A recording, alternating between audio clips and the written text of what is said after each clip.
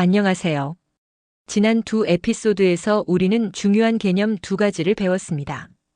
첫째, 시장은 언제나 옳다. 멀티플에는 이유가 있다. 둘째, 재무제표는 질문의 시작이다. 숫자 뒤를 봐야 한다. 그럼 이제 가장 중요한 질문이 남았습니다. 그래서 어떻게 돈을 버는데요? 오늘 그 답을 드리겠습니다. 멀티플이 바뀌는 순간, 그게 바로 투자 기회입니다. PER 3배 받던 회사가 5배를 받게 되는 순간, 그 순간을 어떻게 포착하는지 실제 사례와 함께 말씀드리겠습니다. 그리고 많은 분들이 궁금해하시는 코리아 디스카운트 이야기도 하겠습니다. 시작하겠습니다. 한 회사가 있었습니다.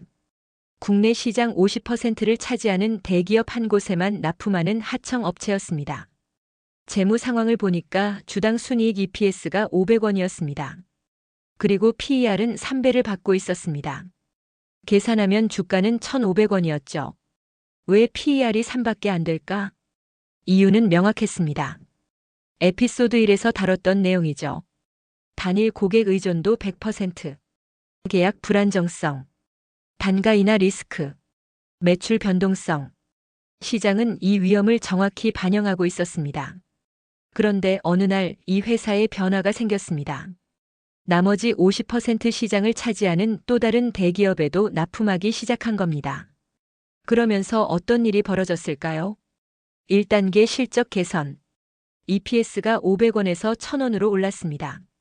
납품처가 2배가 됐으니 당연하죠.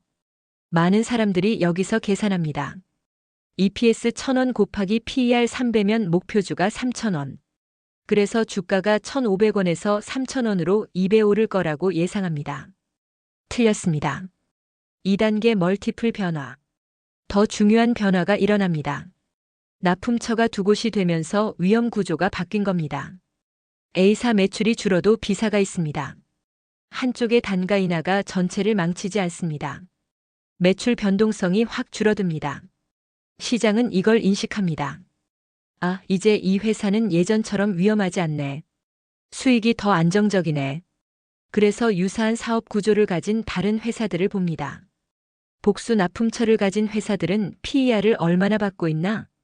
대략 5배 정도 받고 있다는 걸 확인합니다. 시장은 이 회사에도 5배를 주기 시작합니다. 최종 결과. EPS 1,000원 곱하기 PER 5배면 목표주가 5,000원. 주가는 1,500원에서 5,000원이 됩니다. 3.3배입니다. EPS가 2배 늘었는데 주가는 3.3배가 된 겁니다. 왜? 멀티플이 3배에서 5배로 올라갔으니까요. 이게 멀티플 변화의 힘입니다. 그럼 도대체 뭐가 멀티플을 바꾸는 걸까요? 학술 연구와 실무 경험을 종합하면 크게 8가지 요인이 있습니다. 1. 사업 구조의 변화. 하청에서 직접 판매.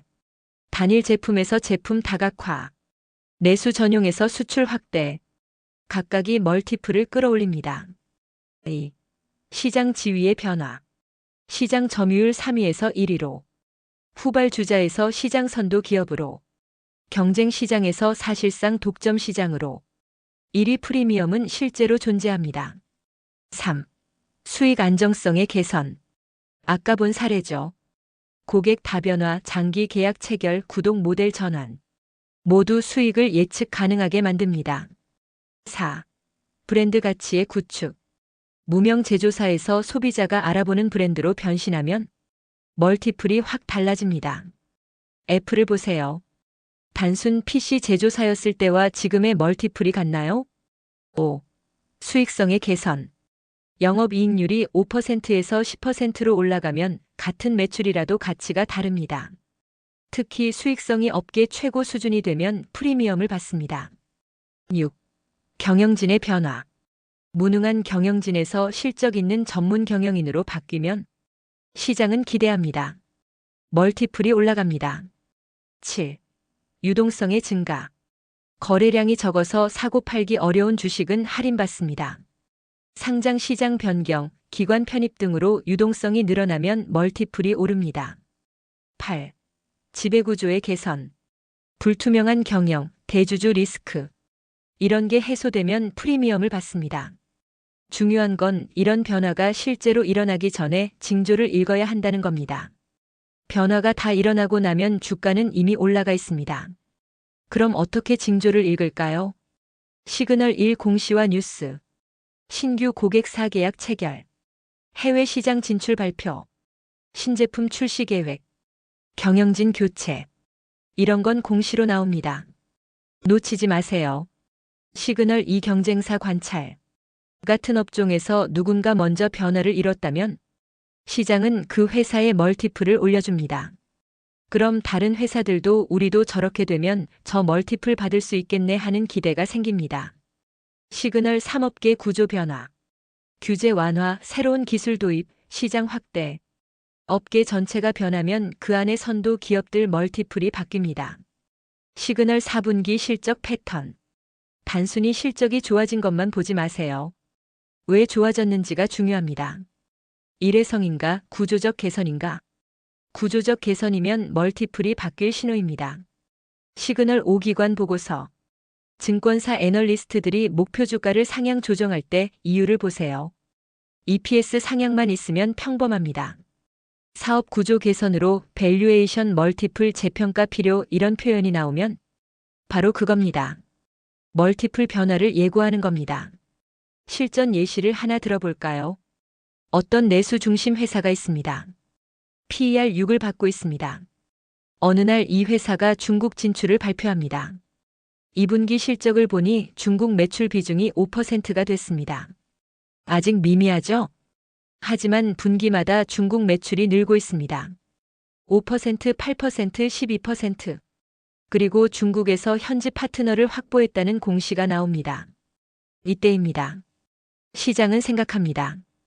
아, 이 회사 이제 내수만 하는 회사가 아니네. 글로벌 기업이 되는 거네. 유사한 글로벌 기업들의 PER을 봅니다. 9에서 10배 정도 받고 있습니다.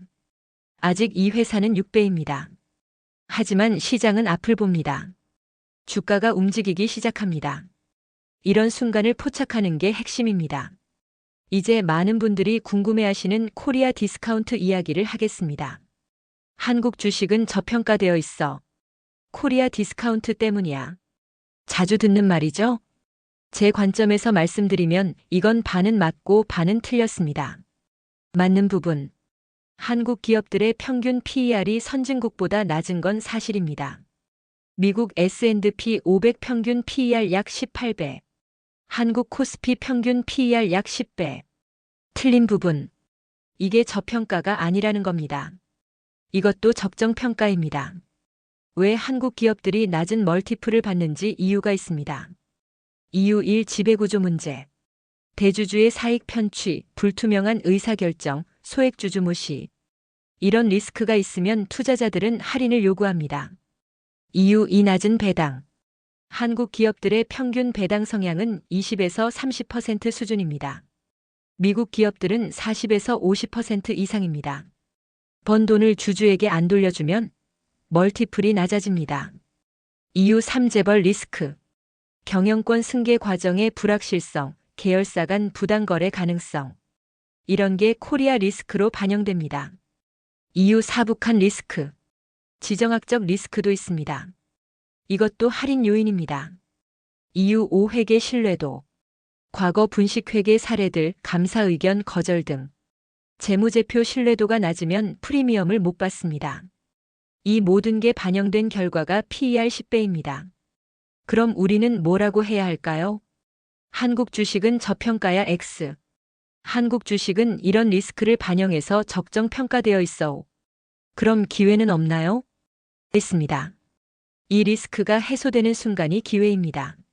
실제로 몇몇 기업들은 지배구조를 개선하고 배당을 늘리고 투명성을 높이면서 멀티플이 올라갔습니다. 예를 들어 어떤 기업이 배당 성향을 20%에서 50%로 올렸습니다. 그러면서 PER이 8배에서 12배로 올랐습니다. 이게 진짜 기회입니다. 여기서 많은 투자자들이 하는 실수 하나를 짚고 넘어가겠습니다. 이 회사 과거 5년 평균 PER이 12배였어. 지금 8배니까 싸다. 이 논리가 왜 위험한지 아시겠어요? 과거 PER 12배는 과거의 질적 환경을 반영한 겁니다. 만약 그 환경이 바뀌었다면? 예를 들어볼게요. 5년 전, 이 회사가 시장 점유율 1위였습니다. PER 12배. 독점적 지위였습니다. 경쟁자가 없었습니다. 지금, 경쟁자가 3개나 생겼습니다. 점유율이 50%에서 30%로 떨어졌습니다. 가격 경쟁이 심해졌습니다. 그럼 과거 PER 12배가 지금도 맞을까요? 아닙니다. 환경이 바뀌었으니까 8배가 적정일 수 있습니다. 올바른 접근. 과거 멀티플을 보되 그때와 지금의 차이를 파악하세요. 경쟁 구조가 바뀌었나? 수익성이 달라졌나? 성장성이 변했나? 리스크 요인이 생겼거나 없어졌나? 이런 변화를 고려해서 미래 적정 멀티플을 예측해야 합니다. 많은 애널리스트들이 이렇게 계산합니다. 내년 EPS 1,000원 곱하기 과거 평균 PER 10배면 목표주가 1만 원. 이게 위험한 이유는 과거 PER이 미래에도 유효하다고 가정하기 때문입니다. 대신 이렇게 해야 합니다. 내년 EPS 1,000원 곱하기 예상 변화를 반영한 적정 PER이면 목표 주가는? 이 물음표를 채우는 게 투자자의 일입니다. 자, 그럼 3회에 걸쳐 배운 내용을 종합해서 실전 전략을 만들어 볼까요? 1단계 현재 평가 이해. 이 회사의 현재 PER은 시장 평균, 업종 평균과 비교하면, 유사 기업들과 비교하면, 2단계 평가 이유 분석 가장 중요. 왜 시장이 이 멀티플을 주었나? 어떤 강점이 반영됐나? 어떤 약점이 반영됐나? 어떤 리스크가 반영됐나? 3단계 변화 가능성 탐색. 질적 요인의 변화가 예상되나? 사업 구조가 개선될 조짐이 있나? 리스크가 해소될 가능성이 있나? 새로운 성장 동력이 생기고 있나? 4단계 시그널 모니터링. 공시를 주시한다. 분기 실적의 패턴을 본다. 경쟁사 동향을 파악한다. 업계 구조 변화를 읽는다. 5단계 시장 반응 확인. 기관들이 움직이기 시작하나? 거래량이 늘어나나? 애널리스트 보고서가 나오나? 목표 주가가 상향되나? 6단계 타이밍 선택. 시장이 변화를 인식하기 시작하는 순간 그게 진입 타이밍입니다. 너무 일찍 들어가면 기다림의 고통이 크고 너무 늦으면 이미 주가가 올라가 있습니다. 적절한 타이밍은 시장이 막 눈치채기 시작할 때입니다. 오늘 우리는 멀티플이 바뀌는 순간을 다뤘습니다. PER 3배가 5배가 되는 순간, 그게 진짜 돈 버는 순간입니다. 그런데 여러분 중에 이런 생각하시는 분들 있을 겁니다. 이론은 알겠는데 실전에서 어떻게 적용해요? 구체적으로 어떤 순서로 분석하고 어떤 기준으로 판단하고 언제 사고 팔아야 하는데요? 다음 에피소드 시리즈의 마지막 편입니다. 제목은 실전 투자 전략 3단계 멀티플 분석법입니다. 실제로 종목 하나를 놓고 처음부터 끝까지 분석하는 과정을 보여드릴 겁니다. 체크리스트도 드리고 판단 기준도 드리고 흔한 실수들도 짚어드릴 겁니다. 그리고 마지막으로 이 모든 걸 종합해서 여러분만의 투자 철학을 만드는 법을 이야기하겠습니다. 다음 편에서 뵙겠습니다.